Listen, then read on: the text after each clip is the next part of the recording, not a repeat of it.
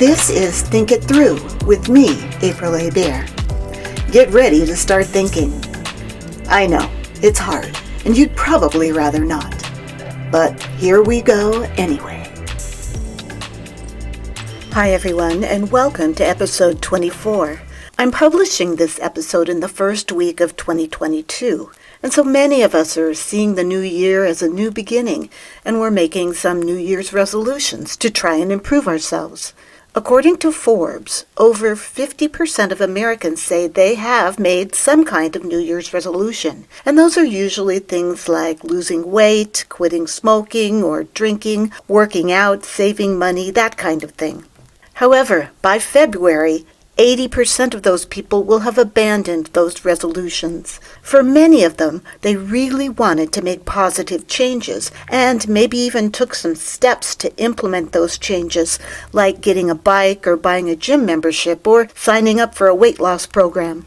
There is one overriding factor that stopped them from realizing their goal, and you might be surprised to find out that thing is perfectionism.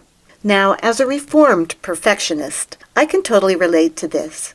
When I was a kid, I was a pretty good student and could usually count on getting A's in school. On the rare occasion that I got a B or, God forbid, a B minus, I would be devastated. To me, those grades were the same as getting an F. Little did I know that I was falling victim to this very common fallacy, the perfectionist fallacy.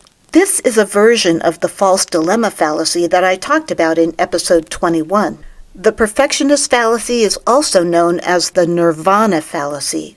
Nirvana, in this sense, means an ideal situation or a perfect solution, as opposed to an imperfect reality. But the same thing applies in this fallacy as it does in the false dilemma fallacy. It only looks at two possible outcomes without considering all the other possibilities. So let's take a closer look at how this fallacy works against us and what we can do to overcome its impact.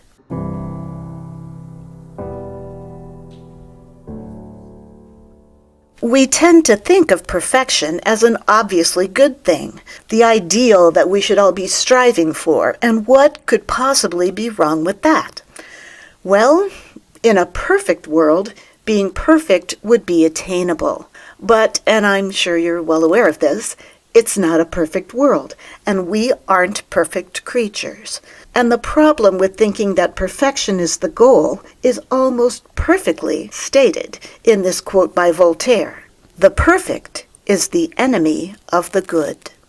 You might think of a perfectionist as someone who doesn't stop until everything is exactly right. But in fact, many people with perfectionist tendencies don't even get started doing something because they think they won't be able to do it perfectly. And if they can't be perfect, why bother even trying? Or maybe they do start to do something productive or make some kind of change in their lives, but slip up once or twice and then just give up. You know, since you already ate that one cookie, might as well eat the whole package.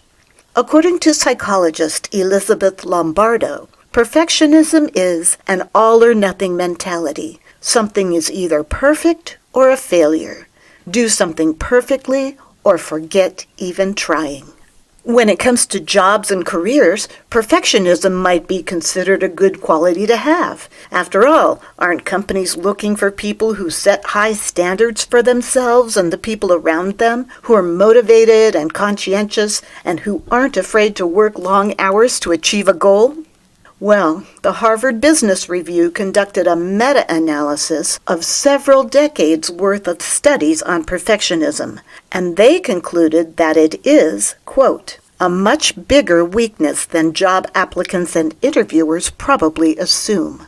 They found that perfectionists were not necessarily better at their job than non-perfectionists, and they were more likely to face burnout, stress, anxiety, and depression. But this fallacy doesn't just affect our personal and work lives. It's everywhere we look when we consider the problems that plague us in society. It can affect how people make choices that could impact not just them personally, but others as well. Look at COVID vaccines. In many people's minds, these vaccines should be perfect. That is, if you got a vaccine, you should not get COVID. Obviously, that's not the case. People who are vaccinated have gotten COVID, but for most vaccinated people, it's both less likely they will get COVID in the first place, and if they do get it, it's far more likely it will be a mild case. But someone falling victim to the perfectionist fallacy on this topic might say, well, why should I get the vaccine if it's not going to stop me from getting sick? Or maybe they'll say to someone who got vaccinated and then got sick, how stupid are you that you got a vaccine that doesn't even work?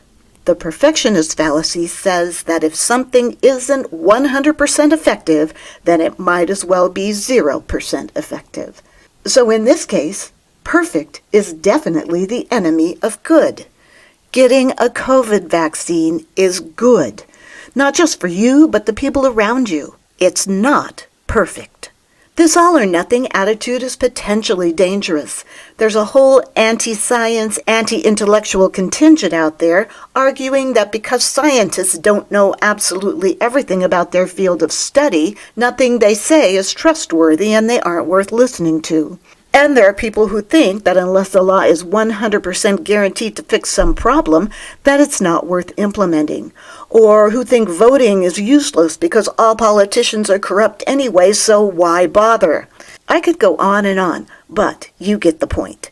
The idea that things must be perfect or they're worthless, this whole second place is the first loser attitude, does not lead to progress. So, what can you do to overcome perfectionist tendencies? First, you need to recognize that you have them. Most of us do, to some extent. Psychologist Elizabeth Lombardo says that we should ditch the perfectionism and become what she calls better than perfect. She lays out 5 ways to help you achieve your New Year's resolutions. Number 1, take small steps.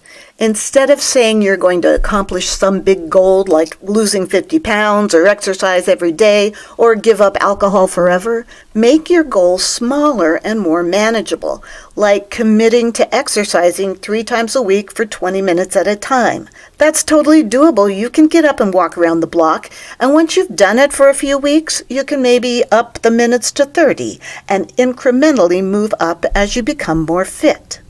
Number 2, it's not failure, it's data. When you don't meet a goal for some reason, instead of beating yourself up, take a step back and look at the reason why it happened. Did you not eat lunch at work and then came home starving and shoved 3 brownies in your face? That's not a failure. That's some data you can use to fix the problem. Make sure that you either take a healthy lunch to work or have a place where you know you can get a decent lunch that will satisfy you so you don't come home and empty the cookie jar. Number 3, don't personalize yourself as a failure. You might have messed up, but you're not a failure. You're not defined by whether you achieve your goals or not. Number 4, focus on your why.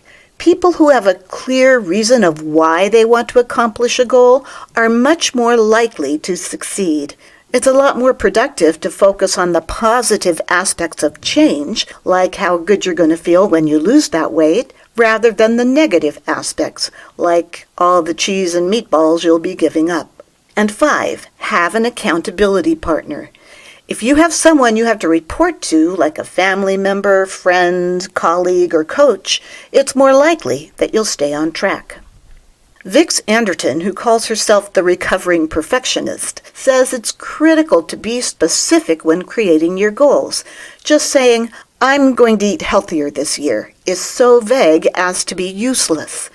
Write down a specific, measurable action, like, I'm going to add 1 different vegetable a day to my meals for the next 7 days. The more specific, the more likely you'll follow through because that's an obviously measurable goal. I'm going to blow my own horn here for a minute or two because, as I said before, I'm definitely a reformed perfectionist. I can't begin to tell you how many things I was interested in but never started because I was afraid I wouldn't be able to do them. And how many times I would start something but then just drop it because I wasn't immediately good at it.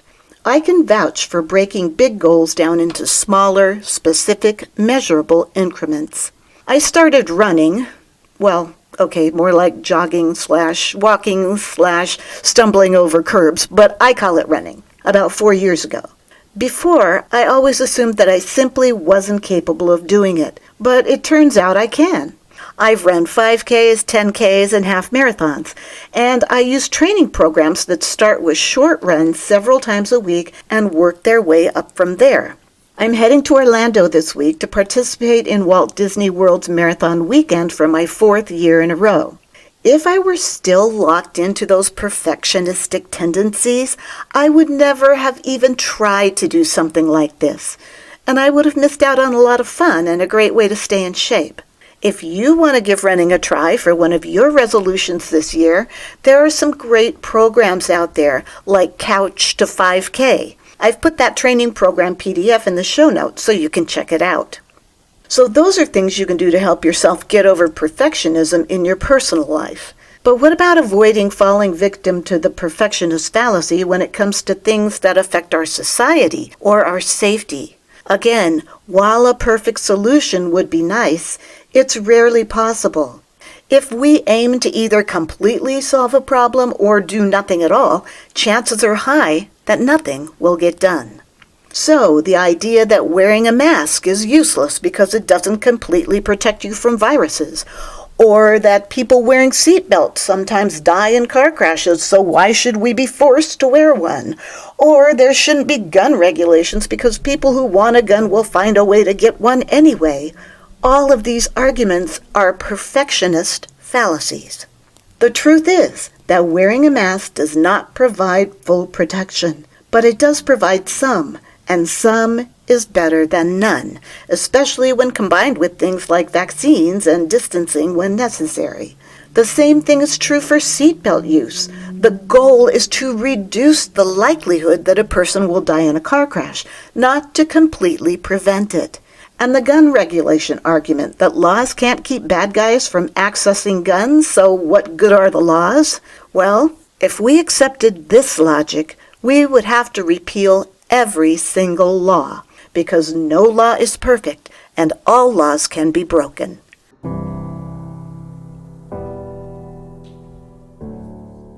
You can see that the perfectionist fallacy, if not checked, can lead to some potentially bad decisions. Our society tends to put unrealistic expectations on us that can make it easier to fall for this fallacy. But it isn't logical to do nothing simply because there isn't a perfect solution to a problem. Sometimes perfection is an unrealistic goal, and good is actually good enough. That's it for this episode. I hope you can start to see how the perfection fallacy can impede your progress, and use the information in this episode to help you think it through.